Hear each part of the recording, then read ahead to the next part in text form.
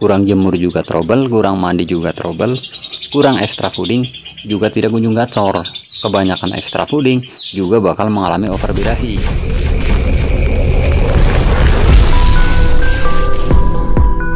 Assalamualaikum warahmatullahi wabarakatuh. Bertemu lagi bersama kami Aina Bird Farm, channel yang mengupas tentang seputar burung dan penangkaran. Tapi sebelum video kita lanjutkan, ada baiknya teman-teman yang baru gabung silahkan subscribe terlebih dahulu agar kami terus bisa memberikan motivasi dan tentunya masih bisa berbagi bersama kecomannya seluruh Nusantara. Di pertemuan kali ini Aina Bird Farm akan membahas rawatan burung cendet yang sudah maksimal tapi tidak berfungsi ya teman-teman. Ini ada berbagai macam faktor yang menyebabkan seolah-olah rawatan kita tidak berfungsi, sehingga burung kita masih tetap saja begitu banyak trouble-nya, seolah-olah rawatan kita sia-sia. Tapi sebetulnya tidak teman-teman, itu sebetulnya sudah benar. Tapi ada berbagai macam faktor yang bisa menyebabkan semua ini bisa terjadi teman-teman. Padahal kita dalam rawatan sudah maksimal, dari penjemurannya, dari mengasih ekstra foodingnya, dan juga cara mandinya. Tapi kok masih tetap saja burung ini mengalami masalah ya teman-teman. Dan pada akhirnya kita seolah-olah putus asa dalam merawat burung cendet. Nah, ini ada 6 faktor yang biasanya mempengaruhi burung tersebut tidak maksimal atau tidak berfungsi dalam merawatan kita. Faktor pertama biasanya itu disebabkan oleh burung ini mau mabung teman-teman. Biasanya kalau burung mau mabung itu pasti akan berpengaruh pada suaranya, ataupun dia akan menjadi lebih cenderung diam dari biasanya ya teman-teman. Padahal dari segi rawatan itu sama seperti setiap hari kita lakukan. Faktor mabung burung adalah sistem alamiah burung teman-teman, yaitu pergantian bulu tua menjadi akan digantikan bulu muda teman-teman. Jadi wajar saja jika burung tersebut mau mabung, itu pastinya akan merubah suhu tubuhnya teman-teman. Jadi otomatis burung ini akan merubah tingkah laku maupun merubah kegacoran burung tersebut. Jadi seolah-olah rawatan kita tidak berfungsi, tapi sebetulnya ini bisa jadi burung ini mau mabung ya teman-teman. Jadi tidak usah khawatir kalau burungnya mengalami trouble atau macet bunyi, tidak seperti biasanya ya teman-teman.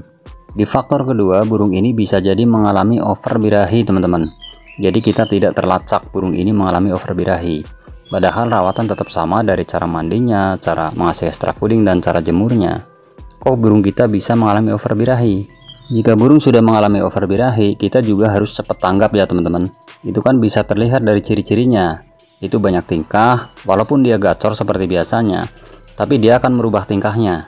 Malah terkadang ada kasus yang sampai ciak ekor. Makanya kita harus cepat tanggap untuk menangani over birahi ya teman-teman. Nah, itu penyebab yang kedua. Sekarang penyebab yang ketiga. Di faktor yang ketiga, bisa jadi burung ini mengalami over emosi teman-teman. Padahal rawatan kita tetap sama. Tapi walaupun jenis rawatan kita sama, jikalau kita tidak mengimbangi dengan ekstra fooding yang bersifatnya menyetabilkan, atau teknik memandikan malam hari, itu biasanya burung ini juga akan mengalami over emosi nantinya. Karena biasanya rawatan burung cendet ini biasanya dominan dengan jemur yang kencang, sehingga burung ini bisa mengalami over emosi karena tidak ada kestabilan. Nah, untuk menyetabilkan sebetulnya cukup mudah ya teman-teman. Itu kita cukup memandikan pada malam hari teman-teman, bisa dicampur dengan air es sedikit, sehingga burung ini bakal menjadi lebih antang dan lebih stabil birahinya nantinya. Kalau untuk jenis ekstra foodingnya bisa kita berikan ulet bambu atau ulet pisang teman-teman. Ini juga bisa menurunkan over emosi juga over birahi teman-teman. Itu jenis ekstra foodingnya. Dan di faktor yang keempat, bisa jadi karena cuaca yang berubah teman-teman, yaitu pergantian cuaca. Padahal rawatan kita tetap sama, tapi tetap saja burung kita tidak maksimal teman-teman. Karena pergantian cuaca di sini itu sangat berpengaruh pada suhu tubuh burung ya teman-teman. Seandainya kata sekarang mulai musim hujan, otomatis dalam penjemurannya kita pasti bakal mengurangi ya teman-teman. Jadi otomatis burung ini bakalan mengalami minus suhu tubuhnya. Bukan seolah-olah rawatan kita yang salah, tapi sebetulnya ada juga faktor cuaca yang mempengaruhi burung tersebut tidak kunjung maksimal seperti yang kita inginkan. Nah, dalam merawatan burung cendet di sini kita juga harus memperhatikan cuaca ya teman-teman. Dikala ada panas, kita juga harus full jemur. Bukan berarti full dari pagi sampai sore, tapi artinya kita harus melalui tahapan. Jika cuacanya panas sekali ya, benar-benar terik ya, itu juga kita harus tahu kondisi. Jangan sampai burung ini nanti dijemur secara over ya teman-teman. Ini juga cukup berbahaya. Walaupun burung ini sangat menyukai hawa panas, tapi kita juga harus tahu kondisi burung tersebut. Kira-kira sudah maksimal atau belum dalam pemanasannya. Nah, di saat musim hujan telah tiba, kita juga harus tahu teman-teman, bagaimana cara memanaskan suhu tubuhnya minimal menghangatkan. Karena kalau musim hujan tidak ada penjemuran yang maksimal. Jadi bukan kita yang salah dalam rawatan ya teman-teman, sekali lagi. Cuman kita dituntut untuk jeli memperhatikan cuaca ya teman-teman. Nah, itu faktor yang keempat. Di faktor yang kelima, bisa jadi burung ini mengalami sakit ya teman-teman. Padahal rawatan kita sudah maksimal dari mandinya, jemurnya, mengasih extra fooding, tapi burung kita tidak juga maksimal dalam merawatan ini, seolah-olah terkadang tidak teliti burung ini sehat atau burung ini sedang mengalami sakit. Karena bagaimanapun burung yang sakit itu bakal tidak maksimal dalam OCH-nya maupun aktivitasnya. Ya pastinya perawat burung cendet juga sudah tahu ya antara burung sakit dan burung sehat. Biasanya kalau burung sakit itu nafsu makannya berkurang dan mengalami gembung bulu yang sangat parah. Dan jika dibiarkan lama-lama burung ini akan menjadi pucat dan akhir ujung-ujungnya dia akan menjadi mati ya teman-teman, kalau tidak segera ditangani. Nah, itu di faktor yang kelima. Dan di faktor yang keenam itu biasanya adalah pengaruh umur teman-teman. Jadi terkadang ada kicomania yang menyamakan antara umur yang masih belia atau masih muda disamakan dengan burung yang sudah dewasa. Dalam perawatannya itu pun sebetulnya berbeda, tidak sama, sehingga seolah-olah kita rawatannya sama, tapi kok burung ini tidak gacor-gacor, tidak sesuai dengan keinginan kita. Padahal burung ini masih terlalu muda. Rawatannya disamakan dengan burung yang sudah dewasa. Sehingga rawatan inilah yang menjadi salah. Kalau rawatan yang masih muda itu pastinya sangat berbeda jauh.